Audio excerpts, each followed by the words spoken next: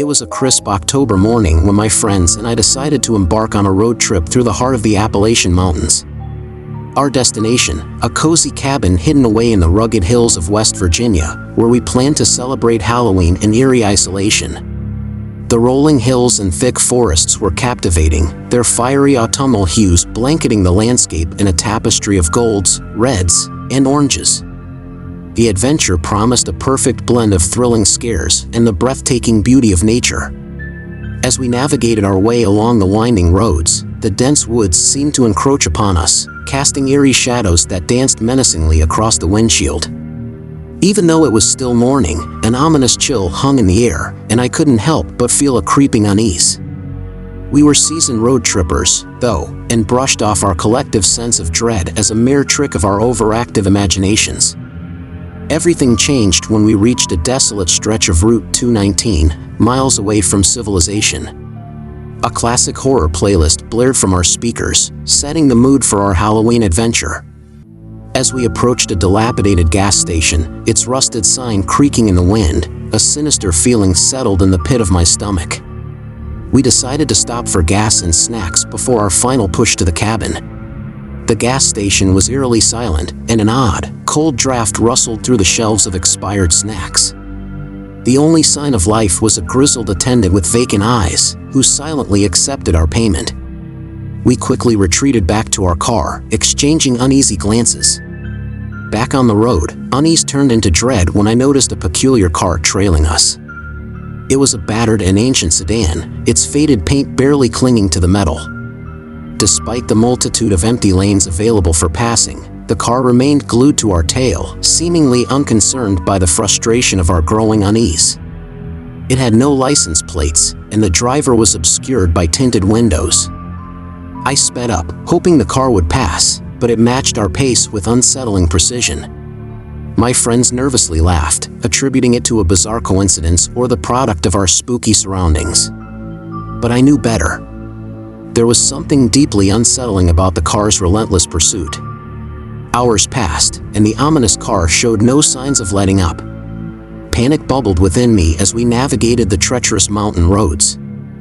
My friends exchanged worried glances as we finally reached our destination, the cabin nestled deep within a shadowy glen. With relief, we tumbled out of the car and hurriedly unpacked. But the sound of the car's engine, still idling just beyond the tree line, sent a shiver down my spine. We watched in horror as the mysterious car remained, a silent sentinel in the encroaching darkness. As night fell, our unease deepened. We locked all the doors and windows, clutching flashlights and makeshift weapons. We dialed 911, but our cell phones had no signal in this remote area. The only choice was to hunker down and wait. We heard strange noises outside, rustling leaves, snapping twigs, and murmured voices. Panic set in as we realized that someone, or something, was closing in. We huddled together in fear, whispering frantic reassurances and praying for help. Hours passed like an agonizing eternity, and the eerie noises outside grew louder. It felt as though the very forest itself was conspiring against us, concealing whatever malevolent presence lurked within. Our situation grew desperate as we contemplated venturing into the woods to escape our relentless pursuer. Just when it seemed all hope was lost, the faint but unmistakable wail of sirens pierced the night. Red and blue lights flickered through the trees as a squad car pulled up to the cabin. Police officers burst forth, their weapons drawn, and surrounded our besieged sanctuary. The mysterious car and its occupants had vanished, leaving no trace behind. The officers assured us that we were safe, though they could offer no explanation for the relentless pursuit. They escorted us to safety, their vigilant presence quelling our fears. To this day, we have no answers, only haunting questions. What was the intent of the pursuers from the battered car? What malevolent force stalked us through the Appalachians that fateful Halloween night? The Appalachian Mountains, once a symbol of natural beauty, had become a place of unsolved mystery and unrelenting terror, forever etching the memory of our harrowing ordeal into our souls. Let's hop onto story number 2, but before I begin reading, make sure that you have subscribed to Mr. Scare for regular horror podcasts.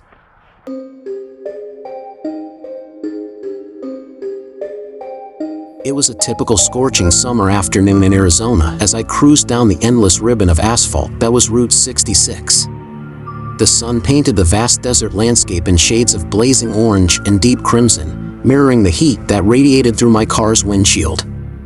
The only company I had was the monotonous hum of the engine and the rhythmic beat of my favorite classic rock playlist. As a seasoned road tripper, I had traversed this stretch of highway many times before, each journey revealing new stories etched into the scorched earth. But nothing could have prepared me for the chilling encounter that awaited me on that desolate road. My trusty car had become my confidant, its well-worn seats cradling me through countless adventures. But as I approached a remote and eerie section of Route 66, a disconcerting unease settled in my chest. I couldn't shake the feeling that something was amiss. My playlist faded into a haunting silence as I spotted it, a lone car marooned on the side of the highway. It was a decrepit old sedan, battered and bruised by the unforgiving elements of the Arizona desert. My first instinct was to dismiss it as just another abandoned vehicle, a common sight on this stretch of highway. But what drew my eye was the crimson stain that marred the windows, a vivid contrast to the harsh desert hues. A shiver danced down my spine, and I couldn't look away. The splatters seemed almost artistic in their brutality, like a grotesque masterpiece etched in blood. Panic set in, as I couldn't fathom what had transpired within that forsaken car. My heart raced, urging me to flee this nightmarish scene and continue my journey. But curiosity held me captive. Reluctantly, I pulled over, the crunch of gravel beneath my tires echoing ominously in the silence. I approached the abandoned car cautiously, my every step laden with apprehension. I peered inside, my breath catching in my throat. The interior was a macabre tableau of chaos and terror. Shattered glass was scattered across the seats and floor, glinting in the unforgiving sun. Torn and blood-soaked upholstery spoke of violence, and the unsettling aroma of iron lingered in the sweltering air. Panic and confusion welled within me as I scanned the surroundings, searching for any clue to explain the horrors that had transpired here. A few items lay strewn about the interior, each one whispering a sinister tale. A child's tattered stuffed animal lay discarded on the back seat, its once bright eyes now clouded with dust and dirt. A battered and forgotten phone lay on the passenger seat, its screen shattered and smeared with gore. My mind raced with terrifying possibilities. Had there been a horrific accident? A violent confrontation? I fumbled for my phone, desperate to call for help. But to my dismay, there was no signal. I was utterly alone in this forsaken place, surrounded by the secrets of the desert. As I stood there, panic rising within me like a relentless tide, I heard it, a distant, haunting wail, like the mournful cry of a lost soul. It carried on the hot desert wind, chilling me to my core. Fear surged through my veins, urging me to retreat to the safety of my car and speed away from this nightmarish tableau. But then, curiosity, that relentless and insidious companion, overcame my fear. I needed to know the truth, to uncover the mystery of this forsaken car. Perhaps I could find answers, or at least some semblance of closure for whatever unfortunate soul had met their fate here. With trembling hands, I reached for the car's driver's side door, hesitating for only a moment before opening it. The interior was sweltering, and the stench of decay hung heavy in the air. I dared to peer into the glove compartment, revealing a wallet and a faded family photograph, a snapshot of happier times that now felt like a cruel mockery of innocence. The wailing grew louder, closer, and dread clawed at my heart as I followed the sound. It led me to a nearby ridge, where a lone cross stood in stark contrast to the barren landscape. A makeshift memorial, adorned with wilting flowers and faded mementos, marked the final resting place of the car's occupants. As the sun began its descent behind the distant mountains, casting long, eerie shadows across the desert, I knew that I had uncovered a tragedy, a haunting tale that would stay with me forever. What had happened here, on this forsaken stretch of Route 66, would forever be a blood-stained enigma, a terrifying reminder of the mysteries that lurk in the heart of the desert. With a heavy heart, I returned to my car and continued my journey, haunted by the chilling encounter on that desolate highway. The mysteries of the Arizona desert would forever be etched into my memory, a reminder that even in the most isolated and unforgiving places, the past has a way of leaving its mark, a crimson stain on the soul of the land.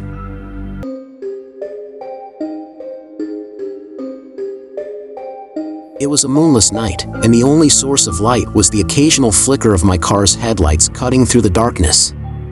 I was navigating the desolate stretch of Route 666 in New Mexico, a place known for its eerie tales and abandoned highways. I never believed in such stories, but that night would change everything. I had been driving for hours, my knuckles white from gripping the steering wheel.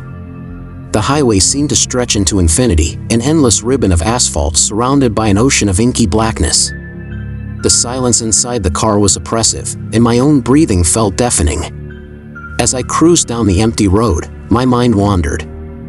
I thought about the miles I'd covered and the miles I had left to go. I thought about the motel I'd be staying at once I reached Albuquerque, the neon vacancy sign a beacon of hope in my weary eyes. That's when it happened. A deafening thud echoed through the car, causing me to jump in my seat. My heart raced, and my grip on the steering wheel tightened instinctively. I glanced at the rearview mirror, expecting to see the remnants of whatever I'd hit.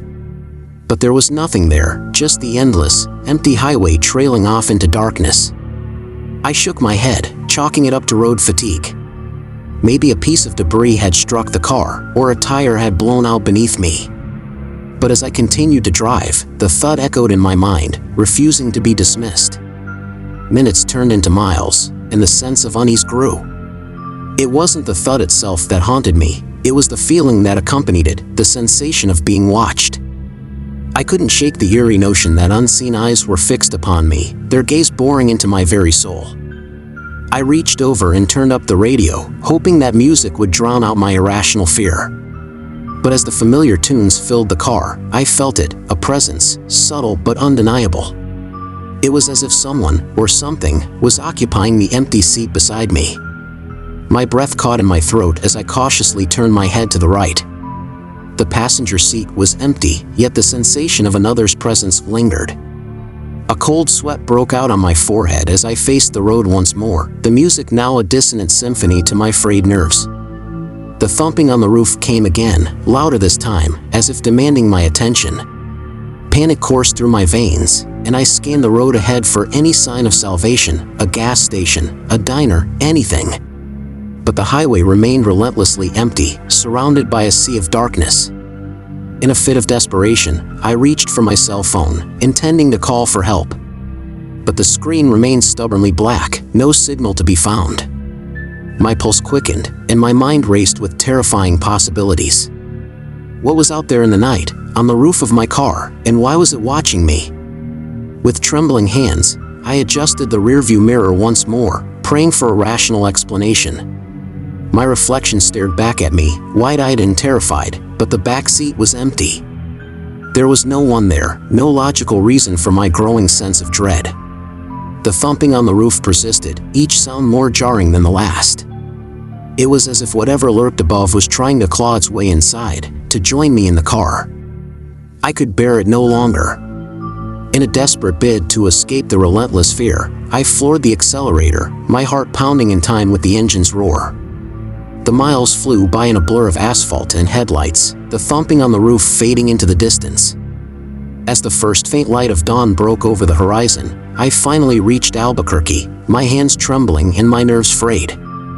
I checked into the motel, exhausted and shaken, the events of that night forever etched into my memory. I never discovered the source of the thumping on the roof or the sensation of being watched. Some would say it was a trick of the mind, a manifestation of exhaustion and isolation. But I know what I felt that night, the chilling presence that accompanied the echoing thuds on Route 666 in New Mexico, a presence that defied explanation and left me with a deep and abiding fear of the open road.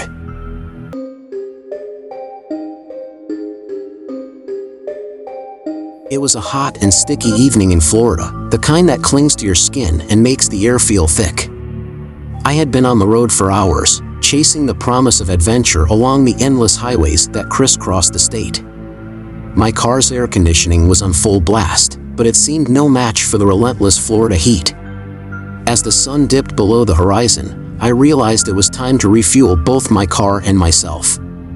I pulled off the highway and into a small, weather-beaten gas station nestled at the crossroads of two lonely roads. A flickering neon sign above the pumps declared it as Jerry's Oasis. I parked my car at one of the empty pumps and stepped out, stretching my aching muscles. The gas station looked like it had seen better days, with faded paint and a distinct air of neglect. As I reached for the nozzle, an elderly man shuffled out from behind the counter, his eyes weary but sharp. "Evenin', stranger," he rasped, his voice tinged with an accent I couldn't quite place. His name tag read Jerry. "Evening," I replied, offering a weary smile. "Just passing through, trying to make it to Miami by tomorrow." Jerry's eyes bore into mine, and he leaned in closer, his weathered face filled with an odd mixture of concern and warning. "Listen here, son," he said, his voice barely above a whisper. "You don't want to take that highway at night. Not on a night like this." I frowned, intrigued by his cryptic words. "What's wrong with the highway?" He glanced around, as if checking for prying ears. "They say strange things happen on that road when the moon is high," he muttered, his voice trembling.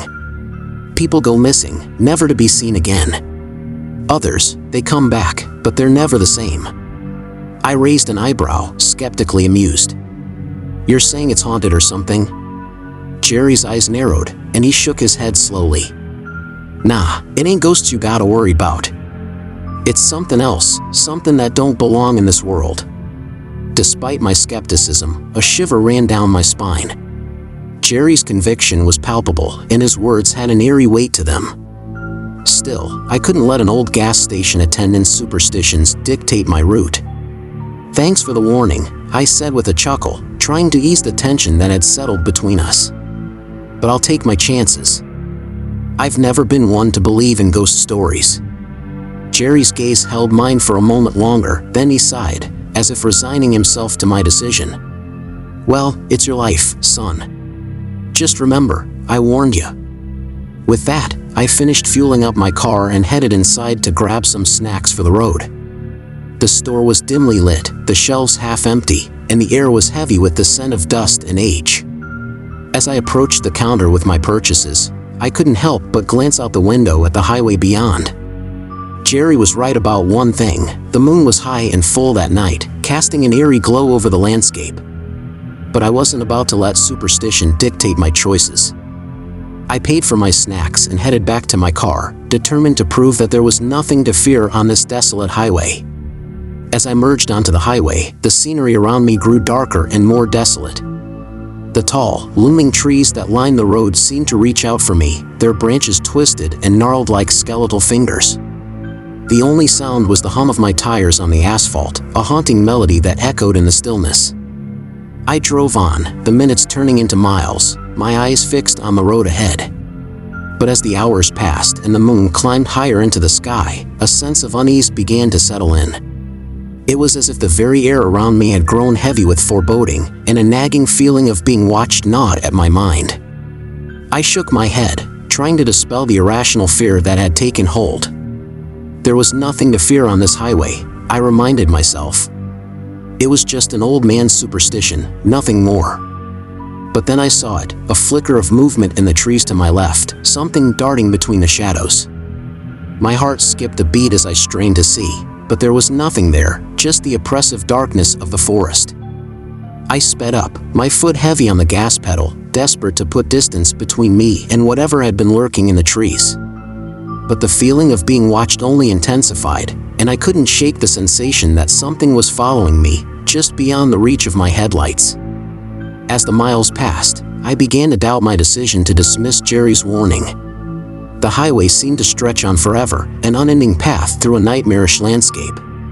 The moon hung overhead, casting an otherworldly glow over the road, and I couldn't shake the feeling that I was driving straight into the unknown. Then, just as I thought I couldn't take the tension any longer, the highway finally merged with a more familiar road. The moonlight receded, and the trees lining the road gave way to streetlights and buildings. I let out a sigh of relief, the fear that had gripped me slowly beginning to ebb away. As I continued on my journey, I couldn't help but wonder what Jerry had meant by his warning. Perhaps it was just a tall tale, a way to pass the time during the long, lonely nights at the gas station. Or maybe there was some truth to his words, some dark secret lurking on that desolate highway. One thing was for certain, I had no intention of finding out. The memory of that night would stay with me, a chilling reminder that sometimes, it's best to heed the warnings of those who know the land better than you ever will.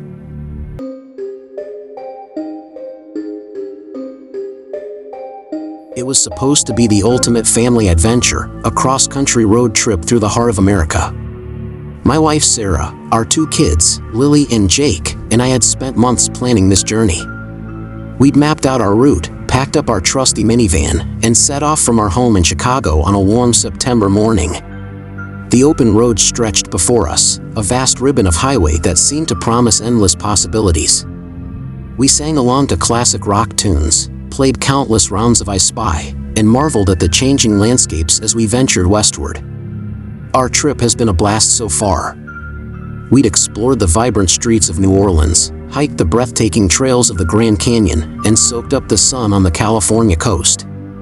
But as we crossed the border into Montana, things took a turn for the eerie. Our plan was to spend a few days camping in Montana's pristine wilderness, surrounded by the rugged beauty of the Rockies. We'd picked out a remote spot on the map, far from the crowds, where we could truly immerse ourselves in nature. Little did we know that our adventure was about to take a chilling and inexplicable turn. It started with a subtle unease that settled over us as we left the main road and ventured deeper into the Montana wilderness.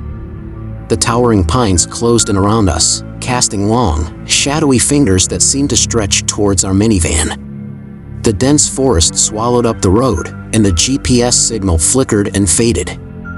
"We should have brought a paper map," Sarah mumbled, her voice tinged with anxiety. I chuckled, trying to dispel the growing tension. "Don't worry, babe. We've got this. We're just off the beaten path for a while." But as the miles passed, our unease only deepened. The forest seemed to grow denser, the trees taller and more imposing.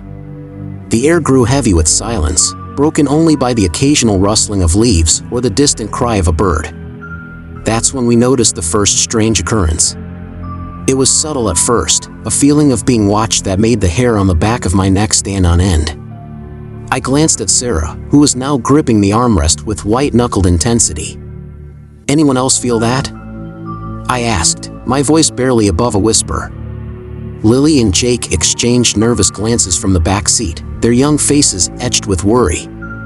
"Yeah," Lily said, her voice trembling. "It's like we're not alone out here." I tried to shake off the feeling, to chalk it up to the isolation of the Montana wilderness. But then came the second inexplicable event, a series of strange symbols etched into the trunks of trees that lined the road. They were like nothing I'd ever seen before, a bizarre combination of spirals and angles that seemed to defy any logical explanation. "What do you think those are?" Sarah asked, her voice trembling. I slowed the minivan to a crawl, my eyes scanning the forest around us. The symbols seemed to appear out of nowhere, as if they had been carved into the trees by an unseen hand. "I have no idea," I admitted, my unease growing by the second. We continued down the winding road, the symbols appearing more frequently as we went. It was as if they were leading us somewhere, guiding us deeper into the heart of the forest. Then, as we rounded a bend in the road, we saw it, a massive clearing in the woods, bathed in the eerie light of the setting sun. In the center of the clearing stood a circle of massive stones, each one covered in the same mysterious symbols that now seemed to glow with an otherworldly light. My heart pounded in my chest as I parked the minivan at the edge of the clearing, our headlights casting long shadows on the ancient stones. We stepped out of the vehicle, our breath visible in the crisp Montana air. "What is this place?" Jake whispered, his voice filled with wonder and fear. I had no answers, only a deep sense of foreboding that settled over me like a heavy blanket. As we approached the stone circle, a chilling wind blew through the clearing, carrying with it the distant sound of drums and chanting voices. The hairs on the back of my neck stood on end as we reached the stones, their surfaces cool to the touch. I traced one of the symbols with my finger, the sensation sending a jolt of fear coursing through me. "We need to get out of here," Sarah said, her voice trembling. But as we turned to leave, we were met with a sight that froze us in our tracks. Figures emerged from the shadows of the surrounding forest, their faces hidden beneath hooded cloaks. They moved with an eerie, synchronized grace, their steps slow and deliberate. "Who are you?" I called out, my voice quaking. The figures didn't respond. Instead, they continued their slow approach, their movements becoming more menacing by the second. Without a word, we turned and fled back to the minivan, our hearts pounding with a primal fear. As I started the engine, I glanced in the rearview mirror and caught a glimpse of the figures, now standing at the edge of the clearing, their hooded heads turned in our direction. We sped away from that nightmarish place, the symbols and the figures fading into the distance as we left the Montana wilderness behind. It was a journey none of us would ever forget, a chilling reminder that there are mysteries in this world that are best left unsolved.